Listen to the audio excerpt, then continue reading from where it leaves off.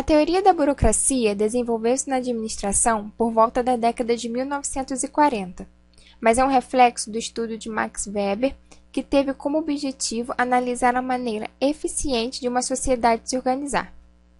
Analisada da perspectiva da administração, a escola burocrática surge em função dos seguintes aspectos: da fragilidade e da parcialidade da teoria clássica e da teoria das relações humanas.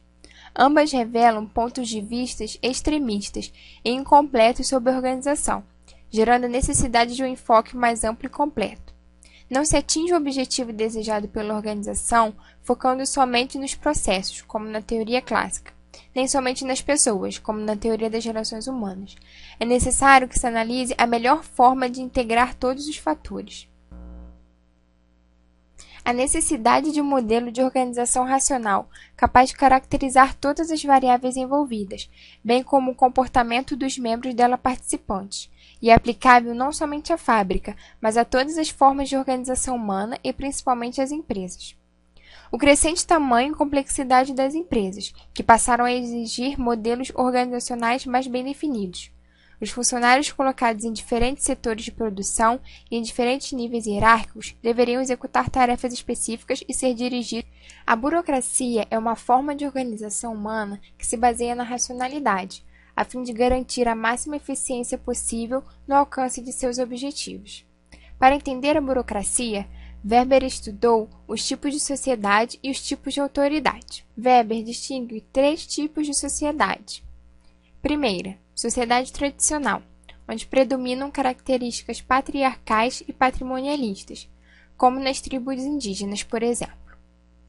Sociedade carismática, onde predominam características místicas, arbitrárias e personalísticas, como nos grupos religiosos. Sociedade legal, racional ou burocrática, onde predominam normas impessoais e racionalidade nas escolhas dos meios e dos fins, como nos exércitos. A cada tipo de sociedade corresponde, para Weber, a um tipo de autoridade. Assim, uma autoridade carismática, por exemplo, estará presente em uma sociedade do tipo carismática. Para Weber, poder significa a probabilidade de impor a própria vontade dentro de uma relação social. A autoridade proporciona o poder. Ter autoridade é ter poder. A recíproca nem sempre é verdadeira, pois ter poder nem sempre significa ter autoridade. A autoridade depende da legitimidade, que é a capacidade de justificar seu exercício. É o motivo que explica por que um determinado número de pessoas obedece às ordens de alguém, conferindo-lhe poder. A autoridade é legítima quando é aceita. Se a autoridade proporciona poder, o poder conduz à dominação, que é uma relação de poder na qual o governante acredita ter o direito de exercer o poder e os governados consideram sua obrigação obedecer-lhe às ordens. Weber aponta 3 tipos de autoridade legítima. Autoridade carismática. É exercida quando os subordinados aceitam as ordens dos superiores como justificadas por causa da influência, da personalidade e da liderança do superior com o qual se identificam. O poder carismático não pode ser delegado nem recebido por herança como o tradicional. A legitimação da autoridade carismática provém das características pessoais carismáticas do líder e da devoção e arrebatamento que impõe aos seguidores. Um exemplo dessa autoridade é o ex-presidente Lula, que com suas características de visionário, persistente, negociador e determinado, conquistou a confiança de grande parte da população brasileira.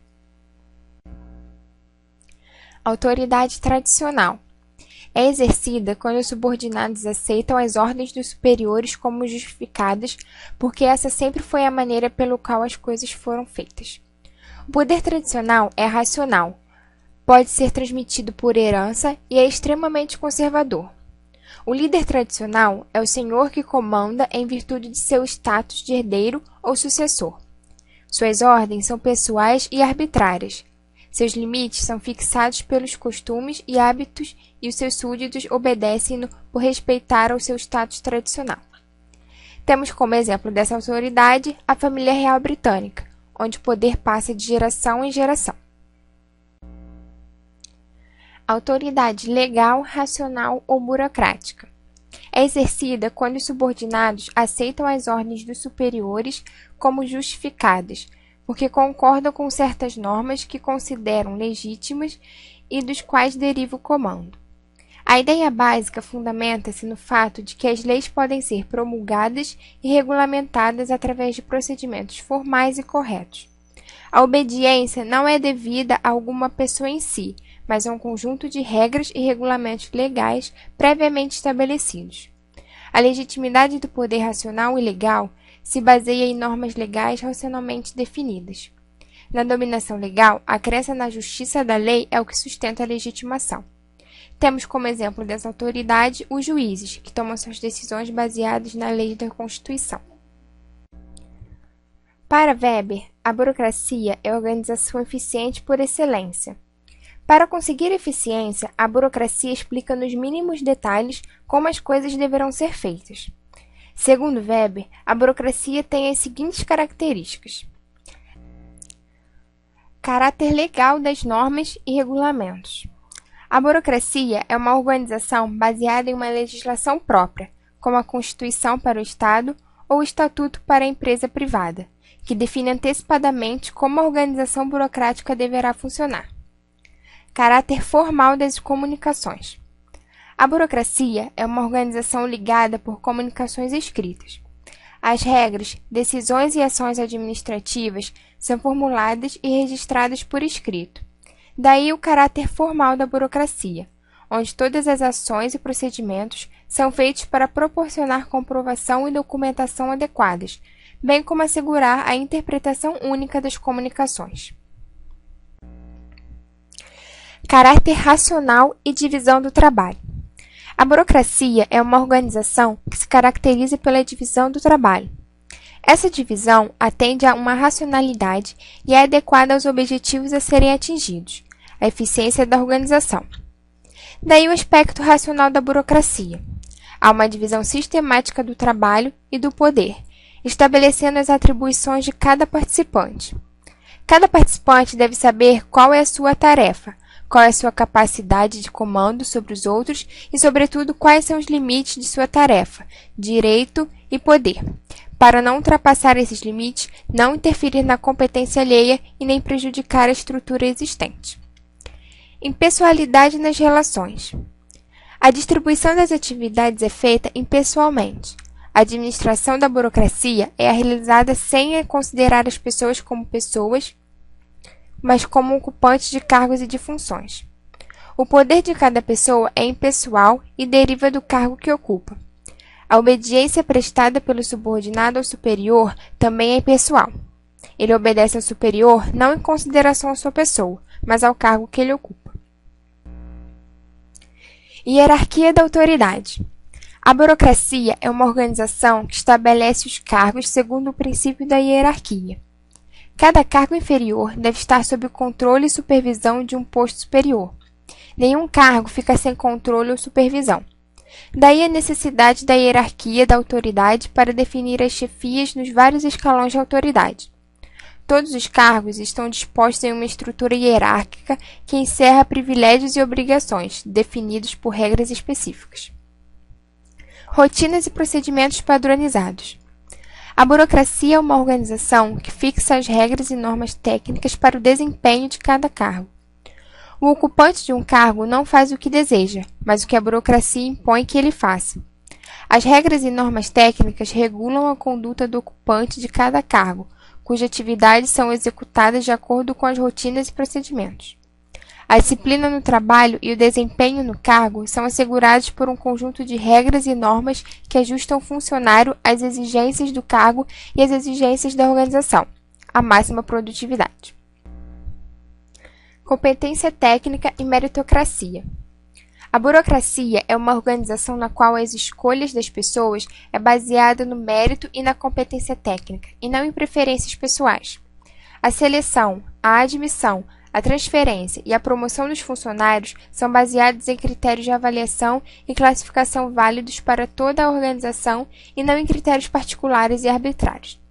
Esses critérios universais são racionais e levam em conta a competência, o mérito e a capacidade do funcionário em relação ao cargo. Especialização da administração. A burocracia é uma organização que se baseia na separação entre a propriedade e a administração. Os administradores da burocracia não são seus donos, acionistas ou proprietários. O dirigente não é necessariamente dono do negócio ou grande acionista da organização, mas um profissional especializado na sua administração. Com a burocracia, surge o profissional que se especializa em gerir a organização. Profissionalização dos participantes. A burocracia é uma organização que se caracteriza pela profissionalização dos participantes.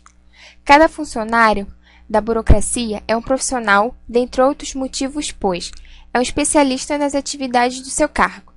Sua especialização varia conforme o nível hierárquico. Enquanto os que ocupam posições no topo da organização são generalistas, à medida que se descem nos escalões hierárquicos, os que ocupam posições mais baixas vão se tornando gradativamente mais especialistas. É assalariado. Os funcionários da burocracia participam da organização e, para tanto, recebem salários correspondentes aos cargos que ocupam. Quanto mais elevado o cargo na escala hierárquica, maior o salário. É ocupante de cargo, e seu cargo é sua principal atividade dentro da organização, tomando todo o seu tempo e permanência nela. O funcionário não ocupa um cargo por vaidade ou honraria, mas porque é o seu meio de vida. Completa previsibilidade do funcionamento. A consequência desejada da burocracia é a previsibilidade do comportamento dos seus membros. O modelo burocrático de Weber pressupõe que o comportamento dos membros da organização é perfeitamente previsível. Todos os funcionários deverão comportar-se de acordo com as normas e regulamentos da organização, a fim de que se atinja a máxima eficiência possível. A partir desse conjunto de características da burocracia, as consequências previstas eram a previsibilidade do comportamento humano e a padronização do desempenho dos participantes, a fim de atingir a máxima eficiência da organização. Constância, pois os mesmos tipos de decisão devem ser tomados nas mesmas circunstâncias. Confiabilidade, pois o negócio é conduzido através de regras conhecidas. As decisões são previsíveis e o processo decisório, por ser despersonalizado no sentido de excluir sentimentos irracionais, como amor, raiva, preferências pessoais, elimina a discriminação pessoal. Benefícios para as pessoas na organização, pois a hierarquia é formalizada, o trabalho é dividido entre as pessoas de maneira ordenada, as pessoas são treinadas para se tornarem especialistas, podendo encarreirar-se na organização em função de seu mérito pessoal e competência técnica. Um conceito muito ligado à burocracia é o da racionalidade. Uma organização é racional se os meios mais eficientes são escolhidos para a implementação das metas. No entanto, são as metas coletivas da organização e não as de seus membros individuais que são levadas em consideração. Para Weber, a burocracia é uma organização cujas consequências desejadas se resumem na previsibilidade do seu funcionamento para obter a maior eficiência da organização. Porém, ao estudar as consequências previstas da burocracia, que a conduzem à máxima eficiência, notou-se também as consequências imprevistas, que levam à ineficiência e às imperfeições. A essas consequências imprevistas foi dado o nome de disfunções da burocracia. As disfunções da burocracia são as seguintes: internalização das regras e apego aos regulamentos. Quando as normas e regulamentos passam a ser absolutos e prioritários, o funcionário adquire viseiras e esquece que a flexibilidade é uma das principais características de qualquer atividade racional. Excesso de formalismo e de papelório. Quando a necessidade de documentar e de formalizar todas as comunicações dentro da burocracia, a fim de que tudo possa ser devidamente testemunhado por escrito, pode conduzir ao excesso de formalismo, de documentação e, consequentemente, de papelório. Resistência às mudanças. Como tudo dentro da burocracia é baseado na padronização, o funcionário geralmente se acostuma a uma completa estabilidade e repetição daquilo que faz, o que passa a lhe proporcionar uma completa segurança a respeito de seu futuro na burocracia. Quando surge alguma possibilidade de mudança dentro da organização, ela tende a ser interpretada pelo funcionário como algo que pode trazer perigo à sua segurança e tranquilidade. Despersonalização do relacionamento. Uma das principais características da burocracia é a impessoalidade no relacionamento entre os funcionários. Ela enfatiza os cargos e não as pessoas que os ocupam. Isso leva a uma diminuição das relações personalizadas entre os membros da organização. Categorização como base do processo decisório. A burocracia se assenta em uma rígida hierarquização da autoridade. Portanto, quem toma decisões em qualquer situação será aquele que possui a mais elevada categoria hierárquica, independentemente do seu conhecimento sobre o assunto. Por outro lado, categorizar significa uma maneira de classificar as coisas a fim de lidar com elas com mais facilidade. Superconformidade às rotinas e aos procedimentos. A burocracia baseia-se em rotinas e procedimentos, como meio de garantir que as pessoas façam exatamente aquilo que delas se espera. Com o tempo, as regras e as rotinas tornam-se sagradas para o funcionário. O impacto dessas exigências burocráticas sobre a pessoa provoca profunda limitação em sua liberdade e espontaneidade pessoal. Exibição de sinais de autoridade. Como a burocracia enfatiza a hierarquia de autoridade, torna-se necessário um sistema capaz de indicar, aos olhos de todos, aqueles que detêm o poder. Daí surge a tendência à utilização intensiva de símbolos ou de sinais de status para demonstrar a posição hierárquica dos funcionários, como meio de identificar quais são os principais chefes da organização. Dificuldade no atendimento a clientes e conflitos com o público. O funcionário está voltado para dentro da organização. Essa atuação interiorizada o leva a criar conflitos com os clientes da organização. Todos os clientes são atendidos de forma padronizada, de acordo com regulamentos e rotinas internos, fazendo com que o público se irrite com a pouca atenção e descaso para os seus problemas particulares e pessoais.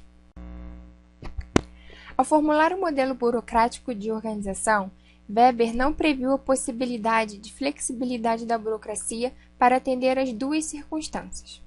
Primeira, a adaptação da burocracia às exigências externas dos clientes. E segundo, a adaptação da burocracia às exigências internas dos participantes. Philip Selznick, então, realizou uma pesquisa para mostrar a flexibilidade e o ajustamento da burocracia às duas demandas referidas e propor uma nova abordagem da sociologia da burocracia, e um modelo burocrático diferente do weberiano. O modelo de Selznick mostra que a burocracia gera consequências não previstas que decorrem de problemas ligados à organização informal. Para ele, a burocracia não é rígida e nem estática, como afirma Weber, mas adaptativa e dinâmica, interagindo com o ambiente externo e adaptando-se a ele. Alvin Goodner realizou uma pesquisa e concluiu que não há um único modelo de burocracia, mas uma variedade de graus de burocratização. Sobre a divisão do trabalho, a hierarquia, as regras e regulamentos, a formalização das comunicações, a impessoalidade, a seleção e promoção do pessoal e a eficiência, quando há escassez de burocratização, ocorre a falta de especialização, a bagunça e a confusão, a falta de autoridade, a liberdade excessiva, a ausência de documentos e informalidade, ênfase nas pessoas, apadrinhamento e desordem. Quando ocorre o excesso de burocratização, há superespecialização e responsabilidade, autoridade, autocracia e imposição, ordem e disciplina, excesso de papelório e formalismo, ênfase nos cargos, excesso de exigências e rigidez.